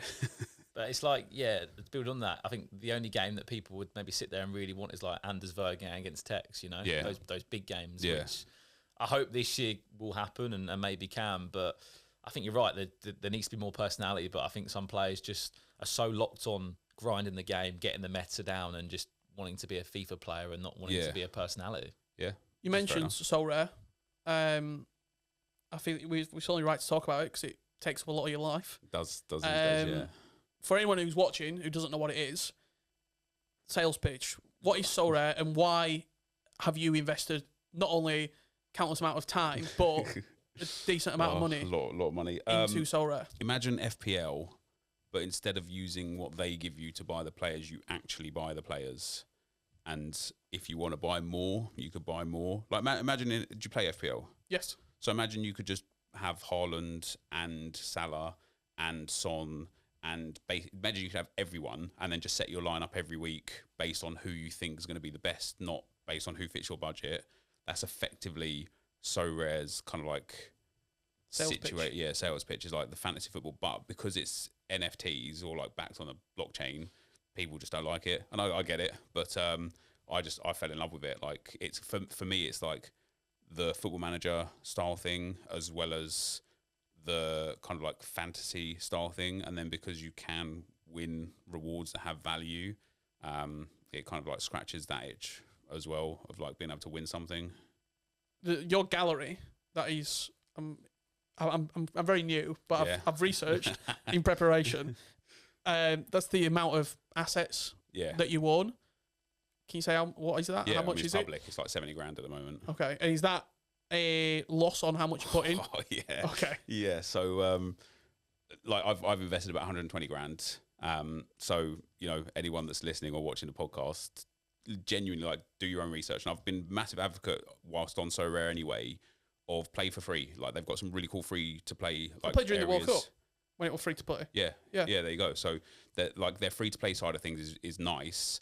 And it will give you a feel for whether or not you want to invest in it. But when I invested, do you know who Gary V is? Yes. So Gary V had apparently just like pumped Sorare, and I didn't know that, but I bought into Sorare from the Gary V boom, and when ETH was like 4,000 a coin, and it's since dropped as low as £700 a coin, and now is sitting at about £1,400 a coin. So I kind of bought in, like, imagine an SBC comes out and like, it makes like some rando common gold go to like 10k, and I'm like, yeah, let me go and buy like 100 of those for 10k. And now all of a sudden I'm sitting there looking at him with like 600 coins. Like, what the hell have I done? So a lot of expensive lessons learned, but I've kind of like got myself. I understand the game now and like the financial side of it and how it's like interacts with Ethereum and whatnot. And I've kind of like, my gallery was as low as like £40,000 about 6 months ago. So I'm kind of like working hard to claw it back and get that value back into it. Yeah. I guess it's all long term though, isn't it? It's all about long term, yeah. Ethereum, I've played around with that in the same point that you did as well, and you learned a lot of lessons. Expensive It's lessons. like buying your ultimate team for the first FUT Champs, and then you come back to it a couple of weeks later and you've lost money on everybody. That's literally how it feels. What's been your best Ethereum payout, like reward? Like, cause don't you get rewards per weeks, don't you? Yeah, so they have like weekly thresholds. So if you hit a certain point target, you just make like $5, $50, or $200. So I won those like semi regularly, but I did win a few divisions where I've hit like, but like maybe like 0.6 ETH, 0.7 ETH for the actual Ethereum payout, and then my best card was probably Bruno Fernandes. I won his rare card that was worth about $2 grand, something like that. Straight sell? Yeah, I sold it. I actually sold it at the wrong time. I sold it for about £1,200. And then about 3 weeks later, it was worth, 3 weeks later, it was worth about $2 grand. And so, but yes, it's good. It's just one of those things. Like, listen, not everyone can afford to play it, and it is like it's like high risk, massively high risk, and because they're a pioneer in the industry as well, like other companies will learn from their mistakes and make better products. It's inevitable. So, I'm not here. I'm not shilling Sorare or anything. I'm not like sponsored by them or anything. I'd even argue that you just don't even play it. Like, go and play for free, or just don't play it. You're probably better off.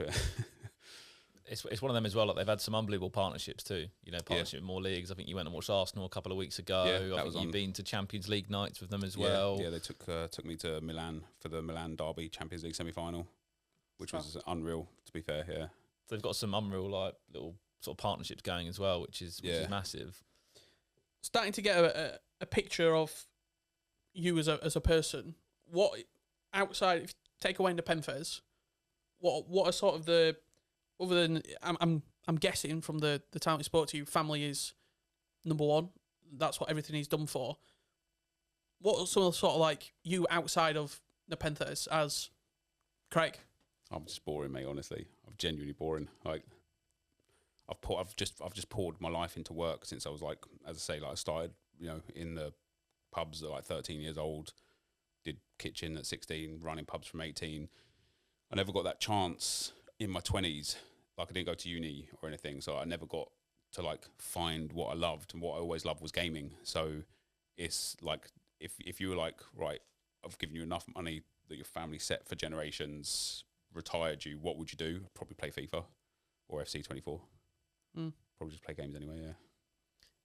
Is it a case of like you've always had a work ethic as well, because of where you've come from, and there's a case of like you want to be a provider for your kids, but where you just work so hard, it does become addictive at times. That you want to keep working hard, and the money's good, and you want to keep going. Yeah, certainly have an addictive personality. Yeah, and work is one of those positive things. I've never been into like drugs or smoking or anything like that, but getting addicted to the grind is definitely one of them. Do you not feel as well though? It's a bit of a catch-22. Like, you can say outside of NepentheZ, you might not feel like there's anything there, but at the same point, do you not look at yourself as like you've created an unbelievable fan base? Like, the day that you give up is like people are going to be like.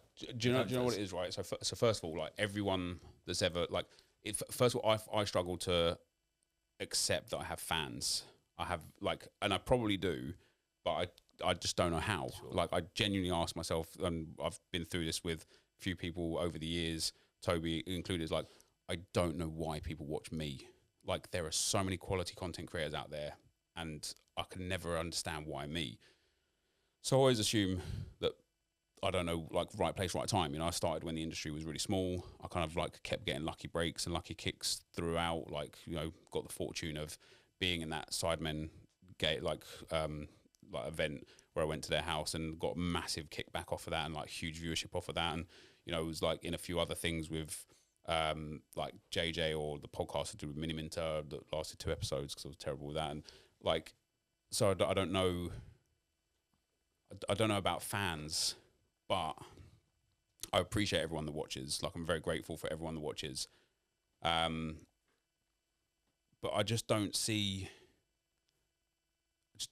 me, like, I don't see myself as like an entity. Like, I just don't understand it really. So it's hard for me to be like, look at what I've done and look at what I've achieved, because it doesn't feel any sort of like realness. And then because of the FUT Galaxy situation, it leaves this massive black cloud of like, look at all these cool things I've done, and then it's just undermined by this one mistake that I'm like fucked up with. And so for me personally, internally, I can't accept the positive because I've made a mistake. Yeah, makes sense. I've been putting this off for a little while. I feel like we're in a good position to talk about it now. Go on in. Leaks in FIFA, because you talked about creators and accounts and whatnot. Probably the biggest account over the last 24 months is a fella on X or Twitter called FUT Sheriff. Yeah. Who grew 1 million followers in 15 months. Unreal. Firstly, do you have any strong opinion on leaks? Has it hurt you as financially as well? And why have EA not done anything about it? So I'll go in reverse. I've heard through the grapevine that EA don't know how to stop it. Whether or not that's true, I don't know, but they're the stories that I've heard, is that they're trying their very best to stop the leaks. Maybe now they've changed tune on that because they get so many views. It maybe creates a lot of hype for the promo or whatever. Content, yeah. It's hurt my views massively. And you see the trend actually of, as FUT Sheriff gets bigger, my 6 p.m. content views slowly over months decline. And it's like, part of that is because when you've seen on Tuesday what's coming on Friday, you don't need to see my video to see what's coming. But also, it's like what I explained earlier, right? Like, if you're just hungry for what's here, and 6 p.m. rolls around, and FUT Sheriff's like, this is what's here, what do you guys think? You're not going to be like, oh, when's this net video coming out? Like, or I'm going to wait, or you're just going to log on to the game yourself, or you actually see now like trends in streams. Even me, when I'm streaming on YouTube, I have like 2,000-3,000 concurrent viewers for like an hour or two just playing the game. Then 6 p.m. the concurrent viewers like skyrocket to 6, 7, 8,000. Then like 6:10 straight back down to 2,000 again. And you see it with like Run the Foot Market Nick or Nick 28T, Castro, Orzio. Like, these guys get tens of thousands of views now for 6 p.m. content, whereas nobody used to stream for the 6 p.m. content. So people, it's not even the leaks per se, but where people get the content from has changed, which has hurt the views. But leaks in general, it's not just hurt like my views on 6 p.m. content. It's hurt like there was a massive like community of guys that would make concepts for things. Like, oh, imagine this as a promo and these fun cards. And then it was just started becoming like irrelevant because somebody would be like, yeah, they're not coming. These guys are coming. And it's like, well, this guy's put all his efforts into like making this fun concept for people to just be like, you're wrong. Do you know much about Sheriff? A little bit. Like, I believe that the Sheriff Now isn't the sheriff that created the account. Oh wow, he sold it. I believe so. Yeah, but the sheriff now, whether that's true or not, I genuinely can't verify. Again, it's just something I've heard through the grapevine. But I actually talk to the sheriff now like a fair bit because he's massive into Sorare. So we have like a lot of discussions about Sorare. Breaking news. I didn't know Have that. you met him yet or not? No. I don't think anyone knows where he is, No. where he's from, who No. he is, and the list goes on really about him. Moving on to another subject I want to talk about now, and it's probably one of the favourite ones, is the NepentheZ memes. You know, we looking into this, me and Richard, obviously looking through the archives, you know, a cheeky Kale or Navas, or put Nani into the SBC. Like, Yeah. what? When you do those things, it's just, you stream for hours, you make videos for hours. Why do you think it's those moments that just become viral? I just don't know, man. Like sometimes I've never ever premeditated like something that's gone viral, but like the F1 one, which is probably like the most viewed meme, like that one, I see that at least like 3 or 4 times a week, get millions of views. Even like F1 Esports and F1 themselves have like used it as a meme, and apparently one of the stadiums had one of my memes like playing out loud like during a game. But the F1 one is like, I'm awful at F1, right? Even with the rig and everything. And I'm like going around this track doing this like qualifying lap. And I could just see my stream chat out the corner of my eye being like, he's awful. Like, you know, like all this like terrible comments about like how I'm never going to get first. And it was in like an online lobby. Like it might have actually been with Pieface, I think.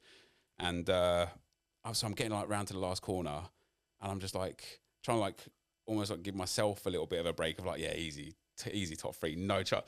But the 16th bit, like the like enunciation on it and stuff, it's like it's just a natural thing that happens, and it's good when it happens because it goes round the bouts and stuff. But then you do get like quite often I'm coming to, you know, when I'm streaming, people just coming in, they're like, "Do you want advice on your team, Nep?"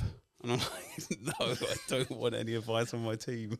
The best, it must get frustrating though, because you've had you know, those typical FUT Champs moments. It's already annoying as it is losing the game. You see it with Pieface a lot, and you've got literally someone trying to coach you in the Twitch chat. Yeah. Like, you must want to bite on that so much. Oh, and I do. And it's like one of my worst traits, 100%. And like for the most part, the people that are like backseat gaming and stuff are just sweethearts that are just trying to help. You get your odd like bad apple that's just trying to wind you up, but it's the guys that are in the stream a lot that you gravitate your eyes towards when you read a comment. And when they say something like out of line, in your opinion, when you're frustrated with champs, and then I'll like have a go at them, and I genuinely feel bad afterwards. Like, I'll end the stream and I'll be like, I'm a dickhead. Like, I'm like, I hope that guy comes back in the stream tomorrow because I just want to like say sorry to him and like, you know, or just like kind of say hello to him or something to let him know that he wasn't anything wrong. But the backseat game is like difficult to deal with because I'm not generally a very good gamer. Like, I have to work hard at playing the games and learn the meta and understand it. I'm not like naturally gifted at games. So when everyone's like, "Oh, just do this," I'm like, "Fuck off, mate. You do it if you don't. It's that easy." They're like, yeah. What? God, I was going to say, Rich. I was going to say, what does the future look like for the NepentheZ in terms of content creation? Like in the next 5 years, if there was goals that you wanted to achieve, or is it, you know, you said earlier on the podcast, just one more year? Is it still very much 1 year at a time? Let's just get through this next EAFC and see what comes. Pretty much, yeah. I mean, I would like to pivot into a different genre within the industry. And like, I don't know if you've ever seen like Sunny V2 or do you know Vize? Yes. So he changed his content. I really like his content, and what he does in the football world, I like a lot. I want to do that in the gaming and specifically FC24 world. And I've got a few like things lined up with that of like more completely like scripted, written, kind of like literally like written scripts of videos to like explain to people about certain topics or certain things within the industry or the rise and fall of certain parts of it. So I do want to pivot into that, but it's hard to pivot into something brand new when you're still kind of like getting good views on what you're doing. And although the views aren't what they used to be, it is still like, it's just unbelievable still how many people watch me and how many views I get, especially considering all of the upcoming guys that have come through. And, you know, like you said before, like you've got your Danny Aarons that do incredible, like Chusters is like absolutely smashing the scene. And you've got the streamers like Orzio and Run the Foot Mock and Nick that are absolutely smashing it. Like the fact that I'm still competitive with those in terms of views is like mad. So I'm more than happy at the moment to just keep plodding along until I'm kind of like forced to change. Speaking of FIFA YouTube, every episode of the full 90, every podcast, we're going to have a segment that is called Buckley's Big Question. Go on. This episode of the full 90, your Mount Rushmore of FIFA YouTube. Who is on it and why?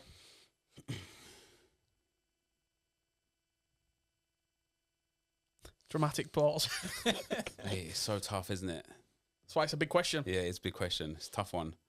I kind of covered a lot of it actually before. Like Wee Peeler's got to be on there because it's just he was just one of the first, and he's yeah, I think he gave me my break, so I would put Wee Peeler up there. I think JJ's got to be there, even though he wasn't in the FIFA community for too long. The views that he brought to it have transformed everybody's life. Even if he's not directly worked with someone, he's the reason, for the most part, we're all sat here today having this podcast. So he'd be up there. I do think Hjerpsith would be there because his editing skills back in like FIFA 10 and FIFA 11 were like worldly, absolutely worldly.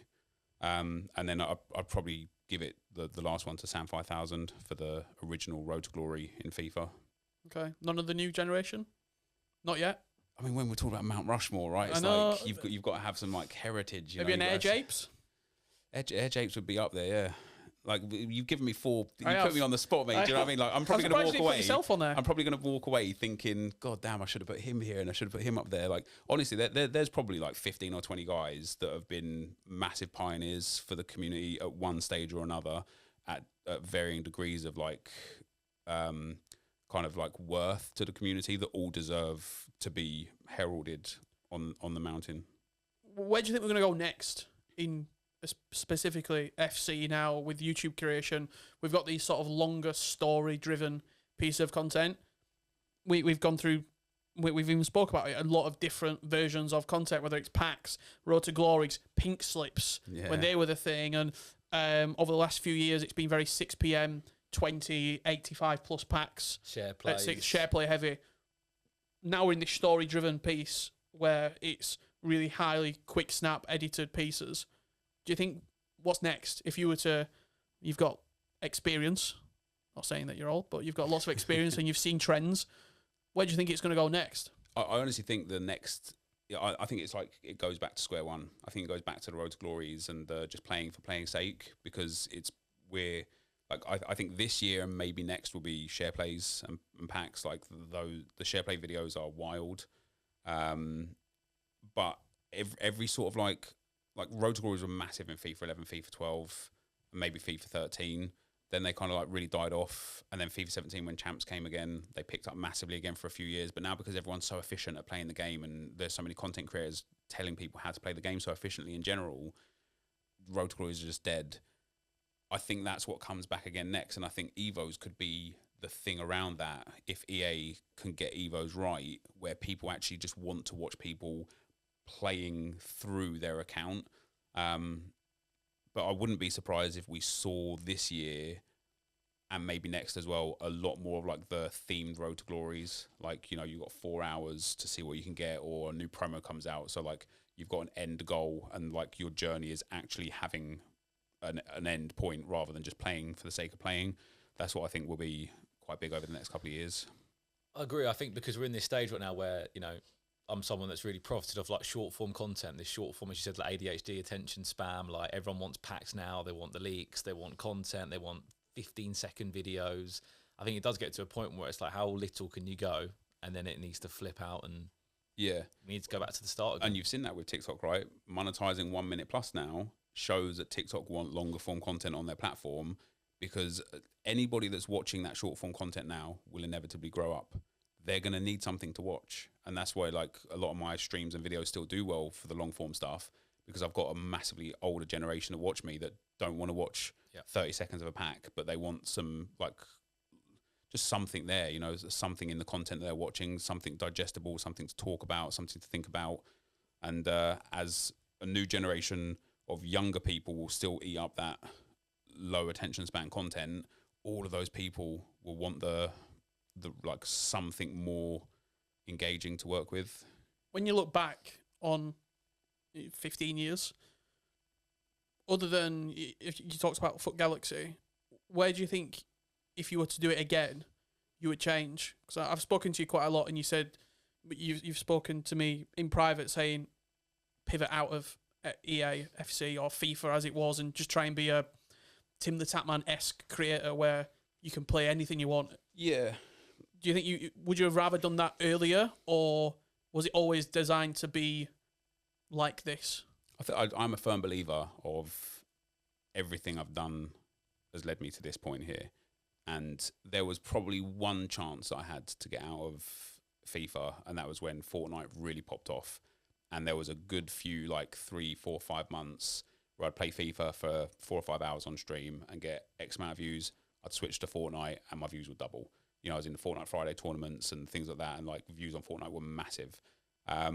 That was probably my opportunity to like pivot and become either a Fortnite streamer or just a multi-game streamer or uploader or whatever. Even some of the Fortnite videos I uploaded got hundreds of thousands of views, which was way more than what I was getting on FIFA. The same as like some of the Fall Guys content, even though that kind of had a really short attention span, the viewership during that was quite big. So I did have an opportunity there, and actually one of the biggest missed opportunities for me was Minecraft. Right, when I did Minecraftian back on my old second channel, NepentheZ HD, going back to like 2011, 2012, Vicstar wanted to do some like content with me, and I jumped into a video with him and a couple of the guys that he was playing with that ended up becoming his like Minecraft crew that blew up to like massive things. And there was just no like chemistry between all of us. So I only stayed for like one video, and I never went back to do any more with him. And I thought if I put a bit more effort in there, if I'd have known what Vicstar was going to move on to, maybe I'd have put a bit more effort in. But I do like playing games, and like different games. I've got a lot of interest in, like, you know, different genres of gaming and whatnot.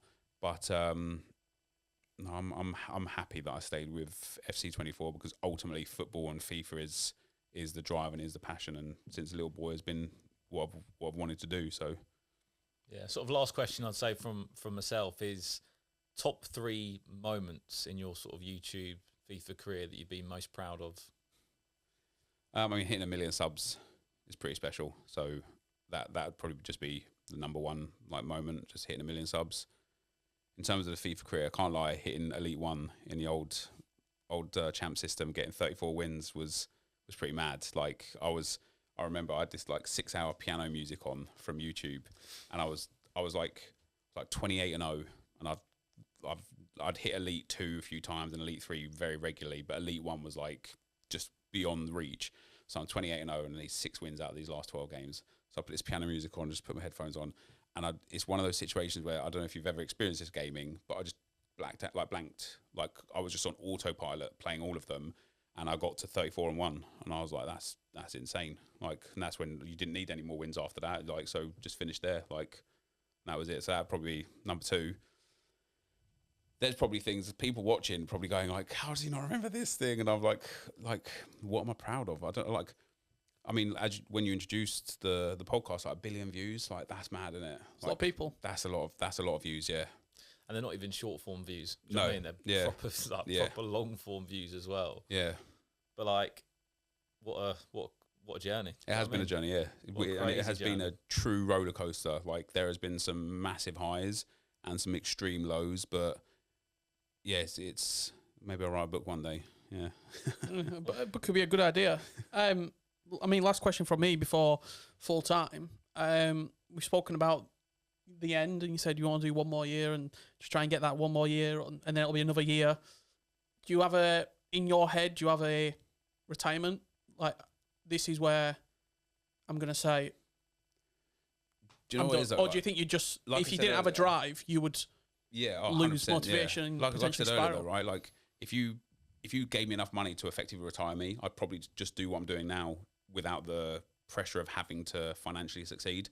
And probably the content would actually get better, because there wouldn't be that kind of like kind of weight on your shoulders of feeling like you have to succeed. So I'd do more what I wanted to do more than what I felt I needed to do, and it would probably excel. So I don't think people watch like a 45-year-old FIFA streamer. I don't know, like maybe they will, but I I think ultimately, like, yeah, I would love to continue in this social media space, at least maybe just in the footballing aspect rather than the gaming aspect, like forever, really. Well, I mean, look, that's one way to finish the podcast, Richard. More than 90 minutes. It's been more than the full 90 here with NepentheZ. What a story. What a deep dive into his life, the highs and the lows of content creation. I think it was well deserved of the extra time on both sets of the half, to be honest. Could have probably done another 30 minutes with Nep. It was a fantastic episode. And once again, thank you for coming on, mate. Yeah, it's been good. Absolutely. We hope you've enjoyed this podcast. If you've watched it visually or listened to it on our multiple audio platforms, please do like, subscribe, follow for more. This has been the Full 90 podcast, and we really do hope you've enjoyed listening.